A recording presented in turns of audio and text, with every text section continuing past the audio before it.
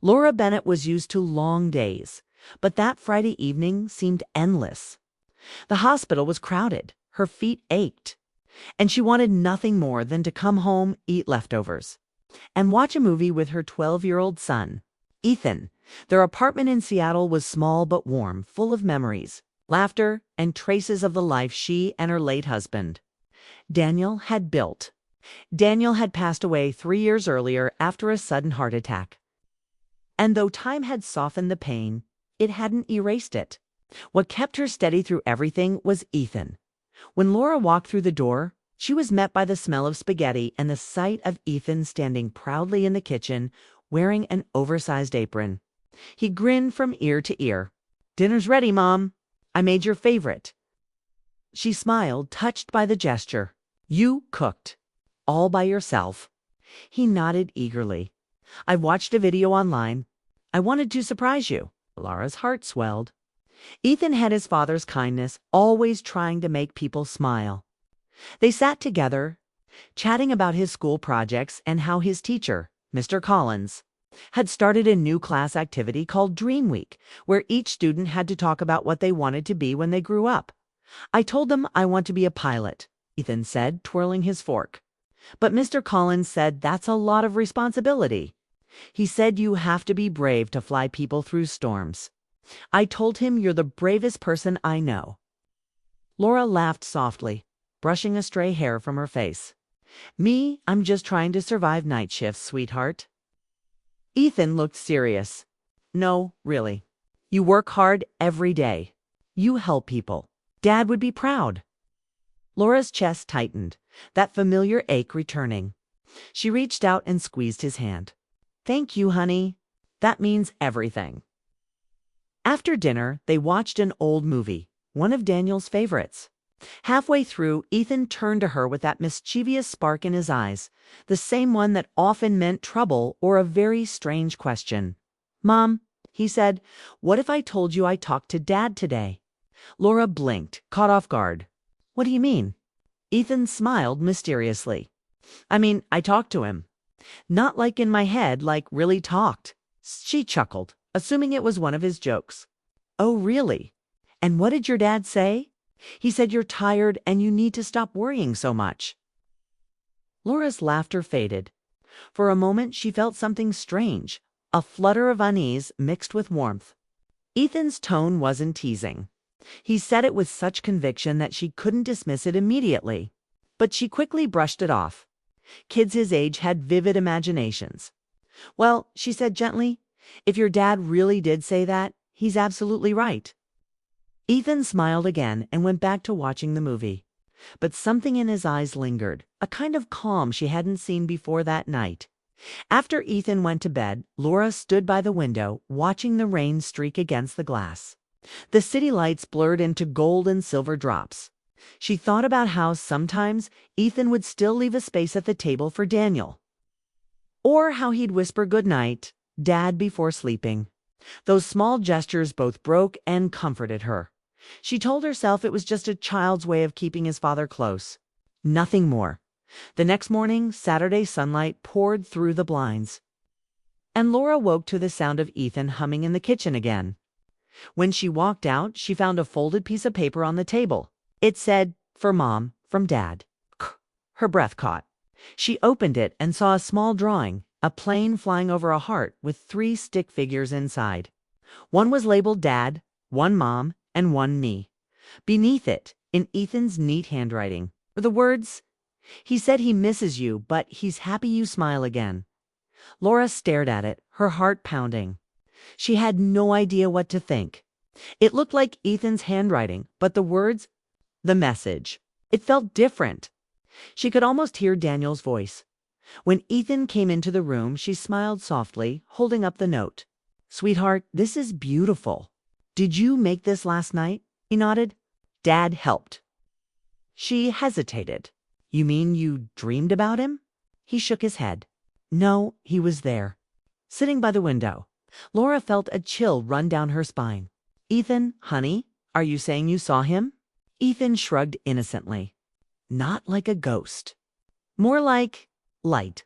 He smiled at me and told me to take care of you." He said you cry when you think I don't see you. Laura's throat tightened. She turned away, blinking fast. He couldn't have known that. She often sat in her bedroom at night, quiet tears slipping down her face when memories of Daniel hit her hardest. She never cried in front of Ethan. She knelt beside him. Sweetheart, that's a very special story. But sometimes our minds can make us feel like we see things we miss. Ethan looked at her with calm seriousness far beyond his years. I know what I saw, Mom. The day passed quietly, but Laura couldn't shake what he said. She told herself it was grief, imagination, or maybe the influence of the stories Ethan read. But later that evening, something happened that made her question everything. They were in the living room, folding laundry, when Ethan suddenly said, Dad said the blue vase in your room isn't safe on the shelf. Laura frowned. What vase? The one next to your picture. He said, it'll fall. Before she could respond, there was a crash from her bedroom. Her heart leaped. She ran down the hall and stopped short. The blue vase, the one Daniel had bought her on their 10th anniversary, lay shattered on the floor. Laura froze. She couldn't breathe. The shelf hadn't been touched. Nothing else had moved. Ethan appeared behind her quietly. I told you, he whispered. That night, Laura couldn't sleep. Every sound in the apartment made her heart race.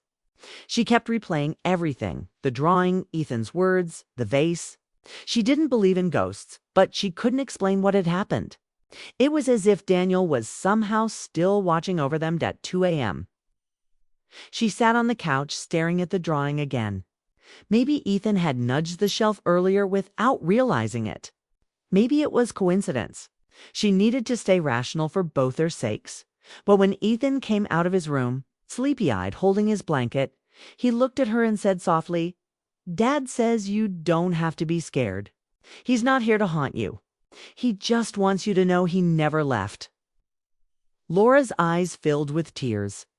She opened her arms and Ethan crawled into her lap. She held him tight, feeling the steady beat of his small heart against hers. I miss him, she whispered. I know, Ethan murmured. He misses you too. But he said we're doing okay now. In that moment, Laura didn't care whether it was imagination or something more. She felt peace, a warmth she hadn't felt in years. As the rain began again outside, she realized something important. Maybe the universe was giving her a message through her son. Maybe love didn't end with death, it just changed shape. And though part of her still doubted, another part, the part that still believed in small miracles, whispered that maybe, just maybe, Ethan wasn't joking at all. The following week passed in a blur. Laura tried to bury herself in work, convincing herself that what happened with the vase was a coincidence. Hospitals didn't give much time for thinking about strange things anyway. There were always patients, charts, and emergencies. But even in the middle of her shifts, she caught herself thinking about Ethan's words. He said the vase isn't safe on the shelf. It echoed in her mind like a song she couldn't forget. When she got home one evening, Ethan was sitting at the table with a notebook open. He looked up and said cheerfully, Hi, Mom. I made a list. She smiled tiredly, dropping her bag. A list of what? Messages from Dad, he said simply. Her stomach tightened. Ethan, we talked about this. I know. He interrupted gently. You think it's my imagination? But I wrote them down so you can see they're good messages. Nothing scary. She sighed and sat beside him. The page was filled with his handwriting, short sentences like, Be kind to yourself. Don't skip breakfast. Your necklace is still his favorite. Laura's eyes softened at that last one. She instinctively reached for the silver heart-shaped pendant she always wore. The one Daniel had given her when Ethan was born. Sweetheart, these are beautiful, she said softly. But how do you get these messages? Ethan shrugged. Sometimes when I'm almost asleep, I hear him. Not like talking out loud, more like when you remember someone's voice. But it's clear. Laura studied him, unsure whether to feel touched or afraid. His calmness unnerved her. There was no hint of fear or fantasy in his eyes, just quiet certainty. She didn't know how to challenge that without hurting him that night. As she tucked him into bed, Ethan whispered, He said, "You should check your car's tires tomorrow." Laura chuckled despite herself. "Okay, tell your dad I'll make sure the car's fine." The next morning, she almost ignored it. But when she got to the parking lot, something nudged her. Maybe guilt, maybe curiosity. She crouched beside her car and froze. The front tire was nearly flat. Her breath hitched. The timing, the accuracy, it was impossible. She hadn't noticed anything wrong the day before. She drove to a service station, and the mechanic told her a small nail had been embedded deep enough to leak air slowly. "Good thing you caught it," he said. "Could have been dangerous on the highway." Driving home, Laura couldn't stop replaying it. She didn't want to believe in signs or spirits, but things were happening that logic couldn't explain. And somehow, each time she doubted, something happened to challenge that doubt.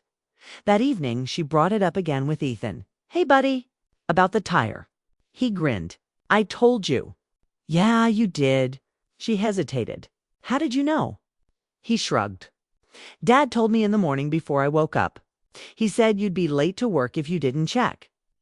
Laura didn't have an answer. She just hugged him tightly, her heart torn between comfort and confusion.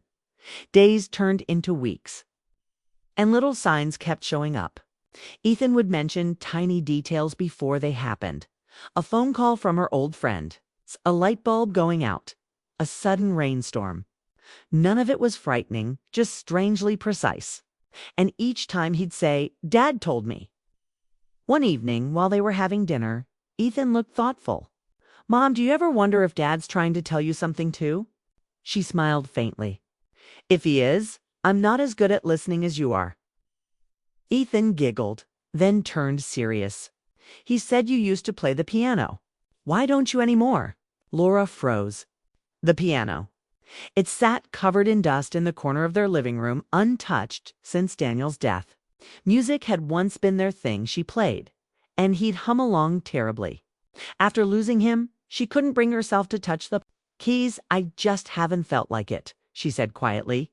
He said that's what keeps them far away when you stop doing the things you loved together. Her eyes filled with tears. Ethan's words hit deep, too deep for a child to invent. She looked at him, and for a second, she saw Daniel's steady warmth in his expression. Later that night, after Ethan went to bed, Laura sat at the piano. She hesitated, then pressed one key. The sound rang soft and lonely in the quiet room. Then she played another and another until the tune of their wedding song began to emerge. The melody cracked something open inside her. Tears rolled down her cheeks as memories flooded back. Daniel's laughter, his way of holding her hand while she played, his voice whispering, "Always." She played until the tears turned to quiet smiles. When she finally stopped, she looked up, and the photo of Daniel on the wall seemed to glow faintly in the warm lamplight. For the first time in years, she didn't feel alone. The next morning, Ethan came running into the kitchen, beaming. He said, "Thank you, Mom." "For what?" she asked softly. "For the music." He said that song helps him feel closer. Laura's hands trembled around her coffee cup. She didn't know what was real anymore. But she knew how she felt. Lighter, as if some invisible wall had finally cracked open between the past and the present. Still, part of her wanted answers. So she did what anyone searching for sense would do. She talked to someone, her coworker. Dr. Emily Harris was more than a colleague. She was a friend. Over lunch, Laura finally confessed everything: the drawings, the messages, the tire, the piano. Emily listened carefully, eyes soft with concern. "It sounds like Ethan's found a way to keep Daniel close," Emily said. Kids process grief differently. Sometimes they create stories that give them comfort. It doesn't mean it's not real for them, just maybe not literal. Laura nodded slowly. "I know, but some of the things he says, he can't just guess them." Emily smiled kindly. "Coincidences feel meaningful when we're looking for signs. Maybe this is less about proof and more about what you both need to heal." That night, Laura replayed Emily's words. Maybe Ethan's messages were his way of keeping her strong. Maybe this wasn't about ghosts or the afterlife. Maybe it was about love refusing to fade. Still, She couldn't shake the feeling that something bigger was happening. A few nights later, it happened again, something she couldn't explain away. Ethan had been drawing at the table when suddenly he looked up and said, "Dad says don't forget your umbrella tomorrow. It'll rain hard." Laura smiled. The sky outside was clear. Not a single cloud, buddy. But the next morning, as she drove to work, the sky darkened. By noon, a storm rolled in, thunder, heavy rain, the works. When she picked Ethan up from school, he was waiting by the door. Dry, umbrella in hand, grinning. "Told you so." That night, Laura tucked him in and said quietly, "Ethan, if Dad really is talking to you, can you tell him I love him? Every day." Ethan smiled sleepily. "He already knows. He said he loves you too. And that he's proud you're finally smiling again." Laura kissed his forehead and turned off the light. But as she walked out, she whispered, "Thank you, Daniel, for watching over us." The next day, Laura found something else. A small envelope on the windowsill. Inside was a folded note in Ethan's handwriting that said, he said, "This is the last message for now. You don't need signs anymore. You already know." Laura pressed the note to her chest. She didn't need to question how it got there. She didn't even care if Ethan had written it while she slept. What mattered was that the fear she had carried for years, the grief that had chained her heart, finally loosened. She sat down at the piano again that night. Ethan joined her, and together they played the melody Daniel used to love. In that soft moment, Laura understood something profound. Love doesn't disappear.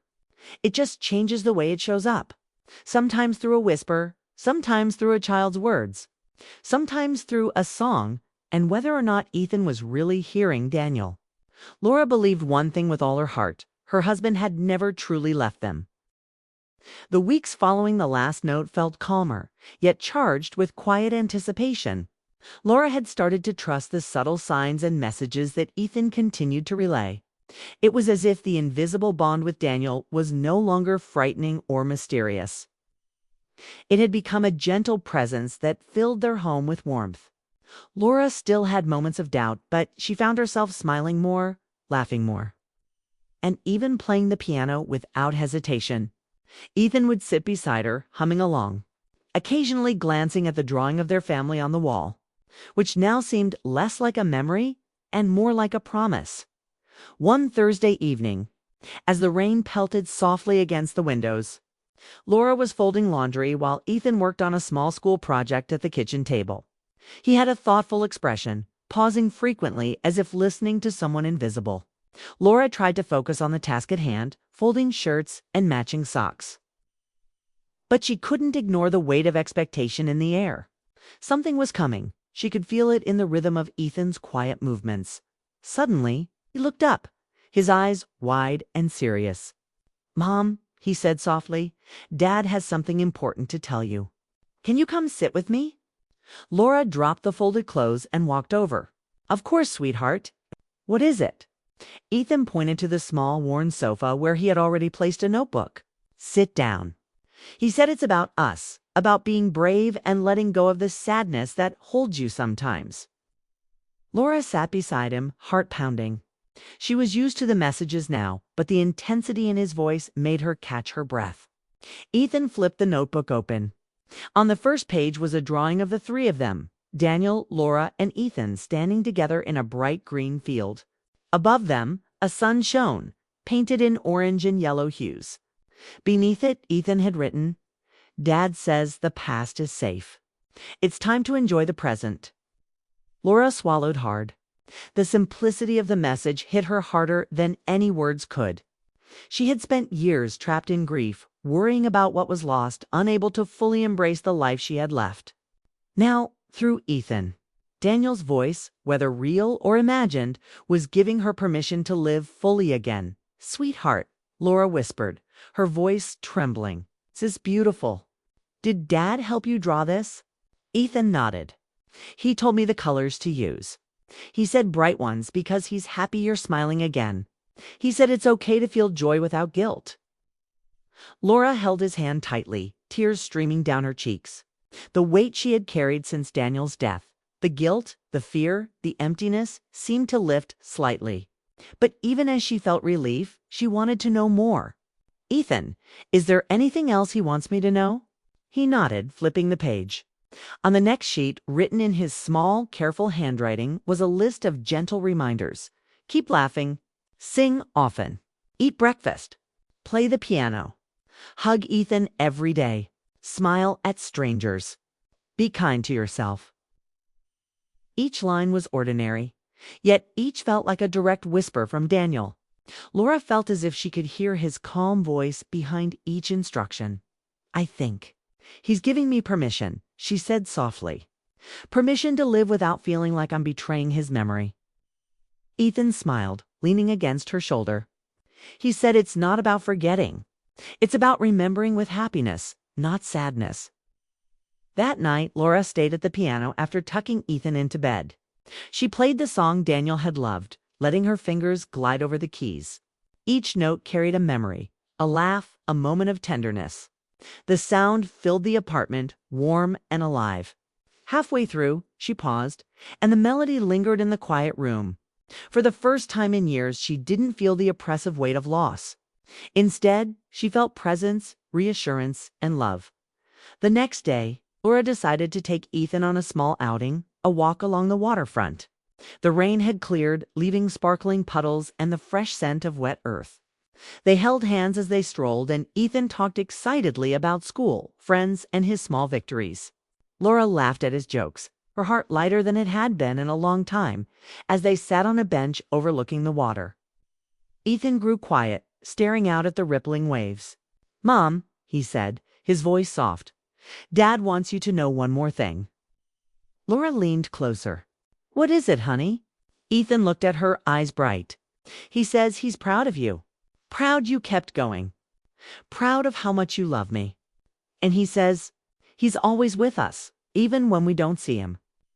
Laura felt tears prick her eyes, but this time they were tears of relief and gratitude. She held Ethan close, pressing her cheek against his. "Thank you," she whispered, "for letting me know he's still here. In ways I can feel." Over the next few days, Laura began to notice other subtle signs. A note Ethan hadn't seen appear on the kitchen counter, reminding her of a doctor's appointment. A sudden breeze that flipped open a book to a meaningful page. Even a bird landing outside the window as if it had a message for her. Each one felt ordinary to anyone else, but to Laura, they were Daniel's gentle reminders that life went on, and that she was not alone. She also noticed how Ethan had changed. He was calmer, more thoughtful, and carried himself with quiet confidence. Laura realized that in believing he could hear his father. Ethan had learned lessons in empathy, patience, and love that she herself had struggled to accept. Their grief, in some strange and miraculous way, had become a bridge between them, strengthening their bond beyond what words could describe. One evening, Laura was in the kitchen making dinner when she found a small envelope tucked into Ethan's notebook. Curiosity tinged with a familiar flutter in her chest. She opened it carefully, and inside was a note. This time, not drawn by Ethan.